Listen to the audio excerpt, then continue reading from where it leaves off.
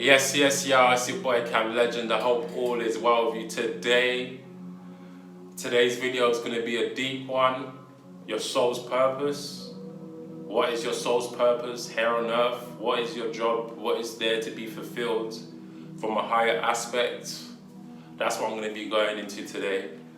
Okay, but I'm going to dissect it to a point where anxiety can be relieved.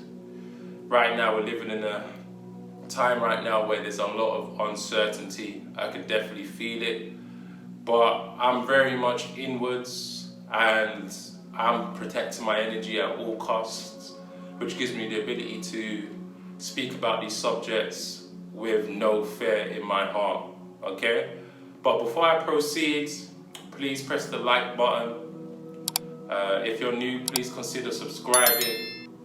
Also, the Black Friday sale is still going on. Go check that out. I'm offering all my services at 50% off. If you check the description box, you'll see what I have available, and especially on my website, it's in depth. Okay? So, let's go. So, your soul's purpose. Ultimately, you are here to gain experience. Your soul is not bound to your physical shell. Your body is your physical shell. Your urges is within your physical shell. Your soul expresses light through your physical shell, but it is not bound by your physical shell. Ultimately, you gain experience through your body, through habits, creativity, logic, intelligence. This is your consciousness remembering everything that was embedded into its source DNA code, because we all come from this one source. Some people call this source God. Some people disassociate God to say, that's my God, that's your God. But ultimately, we know there's one whole consciousness. And this one whole entity, consciousness, God, knows it all. And the more you attain experience or gain experience in this physical reality, the more you start coming back to oneness, or to source, because source knows everything. The Akashic Records, as we know it, is a library. If you want to access information through utilizing your mind, you are going into the Akashic Records, where everything is recorded. Just like Google, you can type something in the search engine. This is reverse engineered through what we do, which is called the Akashic Records. Okay? So some people have the ability to tap into the Akashic Records with ease. These are intuitive people, conscious people, and this is how you gain experience. So when you F up and do something that has negative effects on yourself, ultimately you're still gaining experiences, because there's blessings and then there's blessings in disguise. That's what I see it as. So if you F up one time, you learn from that. I learned from multiple experiences in my life. I've learned to tame certain aspects of myself. I used to be a very hot-headed guy. I have the scars to prove it, but as I woke up to more consciousness, I started to get back with back with self.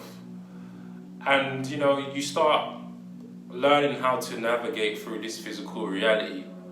The best way to learn and gain experiences is through other people's F-ups. That's how I usually gain most of my wisdom from, is through observing. I would see somebody get scolded in this physical reality, if that's being incarcerated, bad business deals, being too hasty. I was always somebody who took mental notes from people's mistakes, you know. But ultimately, that's still, from an aspect, I wouldn't call cowardly, because true wisdom is not to actually get hurt, but ultimately you still have to go through your own trials and tribulations. You can never escape that.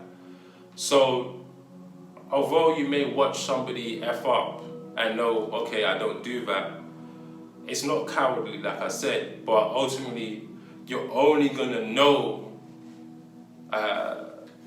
how to navigate in this reality through your own efforts. And that may have to be you consciously coming out of your comfort zone. When you die and you're sitting on your deathbed, all you're gonna speak about is all the things you could have done, you know, all the things you may have wanted to do, but it was fair. You know, maybe you wanted to go on a bungee jump. I don't care, even on my deathbed, I'm not gonna wanna do that. I'm not somebody fond of heights. But in terms of me going under the water, that's fine. I like scuba diving, I like doing all of that, you know.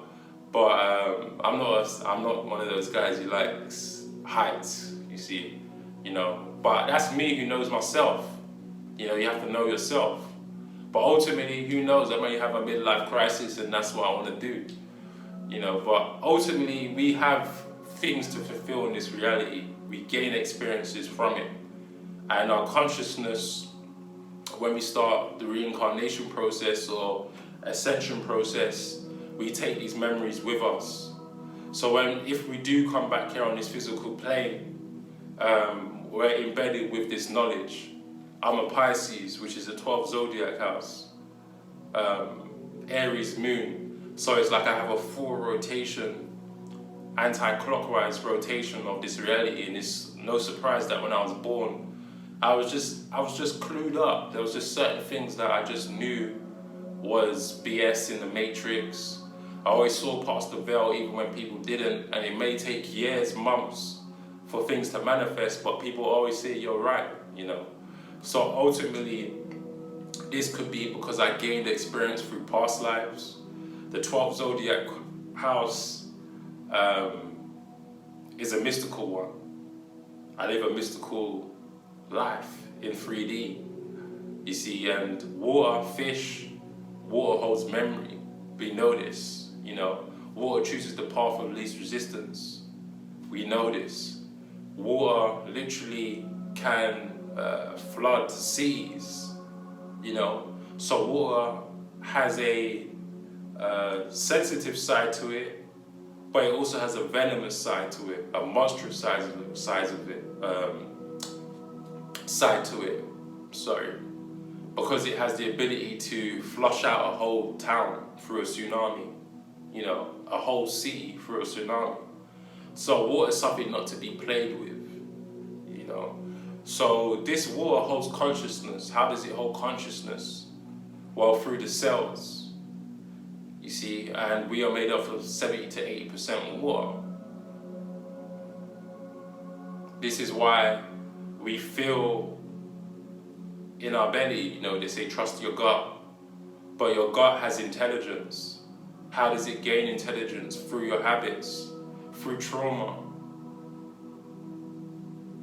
You know, so you have to gain experience through this reality to know what your soul's purpose is. You need to burst your bubble, your comfort zone. Anytime you feel comfortable, it means that, you know, you're cruising, and there's a time for that. But right now, in the reality we're living at, your comfort zone can't feel comfortable right now.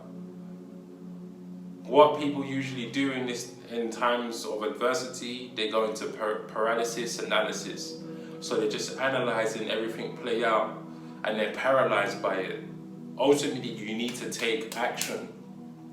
The transit we're currently in right now, which is, you know, Sagittarius, the moon is in Virgo, you're rarely going to feel the densification of these energies. It's rarely going to materialize. And the best thing to do in a time like this is to fug it out. You gotta graft it out. You gotta continually work on whatever you're doing. You need to take practical action, because if you don't, you're just gonna be paralyzed in these transits. Like I said, it doesn't even matter what transit we're currently in, because if we're looking from a numerological point of view, it's all about you right now. Everything's about you. Whatever's going on externally, that is none of your business. Yes, have empathy for others, but there's always something going on in the matrix. There's always something going on in this life. When one person dies, another person is born. This is the cycle of life. This life is a continuum, and this life continues with or without your physical existence. So whilst you're here, it's very much important for you to stay grounded and stay within yourself and your internal space. When you externalize your energies to what's going on in the world, to things that don't really concern you, you are drawing attention to it, you are drawing your consciousness to it, and it's taking energy away from your higher self. We don't see monks protesting, we don't see monks speaking about politics. And if you say they're selfish, this is a misconstrued concept, because ultimately monks have a better effect praying for peace than getting involved in the drama, in the politics. And this is even proven by science, that we have the ability to change an auric field through peace. And they've done studies showing this is conclusive. You see, it's the ego that feels the need to get involved in the drama, and your ego ultimately has to die for you to get to your higher self. It's only the ego that thinks that they can fix a war that's been going on for 2,000 years, or 100 years, 200 years. And yes, there can be great change with a collective consciousness awakening, but if it's coming from an aspect where the consciousness is so low, it's not going to fix anything. The only way you can fix things is from a higher plane down, not from the same vibrations that created this, okay? So, you have to let this matrix play out the way it plays out, and get one with yourself, and get to a vibration so high that you have the ability to create a great sphere of availability to create an effect. You see, so if this is building up a following or something, or just being able to lead by example so that other people can, not that you have to create a cult or anything like that, but just be able to lead by example, so you can leave a mental note in somebody's mind that, okay, this is how I should be, this is how I should lead, or this is how I should be, from an aspect that isn't associated to certain labels, being unique. We're all unique, but it's conformality that rarely descends that uniqueness, and of course it's human nature to follow, but within following other aspects of this reality and other people, simplified, you still should show your uniqueness, and this is where we're going into in the age of Aquarius, is uniqueness, information, and using the information you gain to actually build on something, building blocks. This is where you're really going to be going into in these special times. It's about really being an individual. If you're conforming to this reality right now and everything that's playing out in this matrix, you're in for trouble, and most people are in for trouble, and this isn't to fairmonger. This is for you to come to an awareness that this is a divine time to really show who you are, and never let days go by and be paralyzed by things that are playing out in the matrix. The more you draw your energy back and inwards, away from the matrix, you see that whatever plays out there doesn't even have anything to having a great effect to you, you know. And ultimately, the matrix is the matrix. It is self-sufficient. It runs with or without you. And you have to still feed your family. You still have to pay these bills. So only extending yourself, externalizing your energy to things that don't concern you is, you know, foolish. Because those things that are playing out in the matrix is only taking your energy away from the same things, the same matrix that needs your energy to sustain your reality, you know. So it's not like a one foot out situation. It's just that you need to be spiritual and still see this physical reality at the same time. You don't want to be up in the clouds, ungrounded. You have to ground these energies, and that's what your soul purpose wants you to do. It wants you to know your higher self and your lower self, and know that sometimes you have to go high, sometimes you have to go low, but you have to keep this in rotation. It needs to be a continuum, you see, because you're either living or you're either dying, so you want to be somewhat in the middle, you see. So groundedness is important, but knowing the higher aspect of yourself is also important.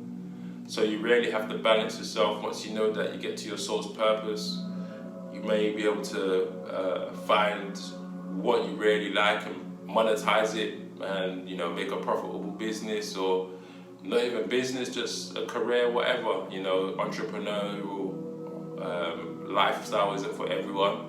It's more about just finding out what you want to do, because we do live in a reality where most people don't know what to do, and they've been living this way for a long time that they've now called it normal, when there's nothing really normal about it. You've just been normalized to you know, conformality, you know, and within that word we see conform, comfort, you see. We're never really comfortable with what we do. We just get comfortable to it, you know. We just get normalized to it. When we see everything play out in the matrix, we know there's a lot of things we're normalized to, but if we really like deep it, like, what are we actually doing? Like, even like something as simple as eating eggs, it's been on my mind lately. Like an egg, we eat eggs. Do we, like, think about it, that's a chicken's, that's an unborn baby. Like, that, think about it, it's an unborn baby, it's an unborn baby. That's what we're eating, you know, but we've been normalized to it. You know, it's kind of gross when you think about it, you know, but these are the things we've been normalized to.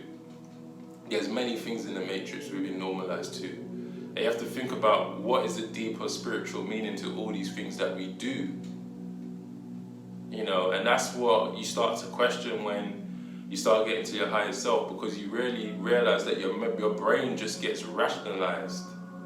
It just rationalizes things. It just accepts things. It just reasons things. And this is where we see a lot of people start to move into the energies of cognitive dissonance. And right now, you can't be dissonant to anything that's going on. You have to look at these things face on and say, is this really where I want to be right now? Because if it isn't, then there's a lot of things you need to be doing, and you have to face your fears, you have to face your shadow, you have to feel uncomfortable so you can gain experience, so you don't come back here and do the same thing again, so you don't live the following year the same way you lived this year, you know, because you're just only living in loops and cycles, and this is what this reality plays out. And the further you live these loops and cycles and habits, the more you're going to repeat them, the harder they are to break. Okay, so you need to break these cycles. So your ego is pretty much the enemy, but we don't want to demonize it. But in terms of getting to your higher self, you need to dissolve your ego. It's your highest form of your primordial self, your lower three chakras, root chakra, sacral chakra, and solar plexus, which is where your ego operates at, your solar plexus. Your solar plexus is an overbearing light. It's known as the sun. It simulates all energy. Your thoughts go through your mental stream and it gets affirmed in your solar plexus. That's the region that assimilates all energy. So your ego can have a warped sense of reality. So ultimately, the ego is very resilient. It's a life force that actually is so powerful, it may not be able to see other forms of light. Like the sun, the sun is so overbearing. When it's out, you don't see any other planets. That is your ego. That's how your ego operates. It's such an overbearing light that you can live a whole life in dark, actually, which is a paradox in itself, because your ego is so inflated. It's so enlarged in full sense of light that you can't see the spiritual side of yourself. You think everything revolves around you, so you really need to dissolve your ego. But your ego is still necessary for your life and your survival. And I have a big ego. Anyone who has an ego, you just have to know how to work with it. In terms of me having a big ego, it's just in the sense that I have a lot of pride, and actually to be a sovereign, to be self-sufficient, to actually take yourself away from the matrix means that you have somewhat of a big ego, you see. So it's the way you look at it, it's the way you perceive your ego. In terms of your ego being the enemy, I'm not saying just bow down to, especially the matrix, because that's what is the enemy, okay? But the enemy being the matrix, or the adversary being the matrix, uses your ego to gravitate you more towards the things they do, okay? So that's why you need to take your ego and polarize it more towards, I'm a sacred being, I'm a sovereign being, I'm a divine being, so I place my energy to where I want it to be, okay? So you have to work with your primordial self, your root chakra, your sacral chakra, and obviously your solar plexus. And in order to do that, you want to work with understanding how to tame your physical urges, gluttony, food, fasting, things like this, that really gives you a greater sense of stability in this matrix, because you start to build discipline, and you just work with being in control instead of other things having a control on you, because the matrix has placed certain things to gravitate your energy towards their agenda. And your chakras are actually like hosting deities that they've done rituals for. So being gluttonous, being lazy, not knowing what to do and things like that, these are all energy signatures and deities that actually hold dominion on that, So for every energy signature, for every energy signature that we see, there is a deity associated with that, okay? So with that being said, if we're doing things that have been normalized in the matrix, it's very much likely that they have done a ritual for it. They have put certain things out there through marketing, you know, in terms of like food, loving sugar, always wanting to eat. They've done some kind of ritual for it, and I'm not just saying it like some occult ritual. Just something as simple as marketing, you know, something as simple as priming and, you know, consumership, you know, tactics. These are still rituals. We do rituals every day. When we wake up, we shower, we brush our teeth every day. That is a ritual, you see. So they've put things into your subconscious mind so much to a point you don't even know why you're doing it. You may just see McDonald's on the way home, now you're hungry. You may just see the color red, now you want to drink a Coca-Cola. This is how the subconscious mind works. It doesn't demonize things, it don't see things as good or bad. It sees it for what it is, the subjective reality, and they use subtle cues to make you work or make your brain operate autonomously to their nature, because your brain does work autonomously. So they prime your autonomous nature to their agendas. Okay, so I hope that I've got that across. So pretty much you're battling with your lower self. Genesis 32, Jacob's ladder, it speaks about these angels and demons. That is what you're going to battle with, and you're going to have to repeat this cycle again and again and again. It never actually ends, but there comes a point where you will beat them, but you have to restart the game again in this physical reality right here, right now, because you're always being drawn out. You're always being tested, you know, but ultimately once you complete the game once, you continually allow your kundalini to go up and down. You see, it's like playing Tekken or playing a video game where you have to fight these guys before you get to the final boss. But once you get to the final boss, you play the game again and it becomes more easier and easier, you see. But ultimately, for anyone who hasn't even reached a kundalini awakening and things of this nature, you have to continually fight these battles, you know, before you get to the next round. So, you know, be patient. Your life is a game, so have fun with it. You know, I don't want this video to be, you know, negative. Like I said, this life is a game, and every trial and tribulation you have, see it as a game. Never take it too serious. Never let it densify your spirit, because when you become dense, you contract your energy. You go into your shell. That is what the demons like, because they get to host your body. You know, they use your body as a host. You see, but the angels, when you're a light body, when you're a lighter spirit, the flow of energy is more effortless. But when you're dense and when you're, you know, in your shell, you see, the demons like to run rampant.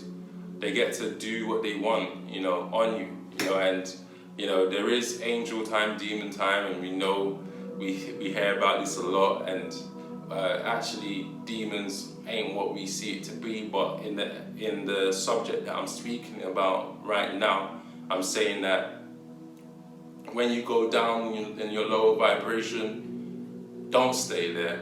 Understand that you have to go through it, but you have to go back up again. You know, that's what I'm saying. You know.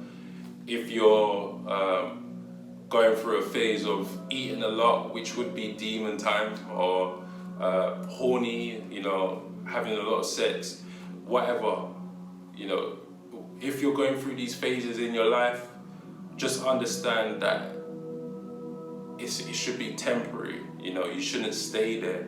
There should be a time where you should be in solitude. There should be a time where food isn't the first thing in your mind. There should be a time where sex isn't the first thing in your mind. Being able to see a woman dressed the right, you know, promiscuous way shouldn't make you want to go out and do a madness, or, you know, for even the people out there that have an issue retaining their seed, you know, semen retention or whatever, masturbation and all of that. You have to be able to build this discipline, you see, because that's what demon time likes. It likes you to be rampant, chaotic, because that's when it gets to do its thing. This is when these deities get to do their thing, because really and truly, demons and all of that, like Belial, for example, it means without a master, you see. So it's really about energies that want to be sovereign, and that is a part of you that wants to be sovereign too. But with that also, like without a master, what does that mean? It means he wants to be away from source, away from God, you see. So use nuance. I want to be away from the matrix, so does that make me a demon? So you have to work with your demons at the same time, but don't let them use you, because if you do, they'll run rampant, you see. So be able to use both sides of your mind, be able to discern everything I'm saying, and use your common sense, you see. So with that being said, I'm gonna probably wrap it up right now, and just understand that this life is always in motion, and you have to keep on steadily moving up these chains and ladders, snakes and ladders. This is what this life is dependent on. This is what this life is about.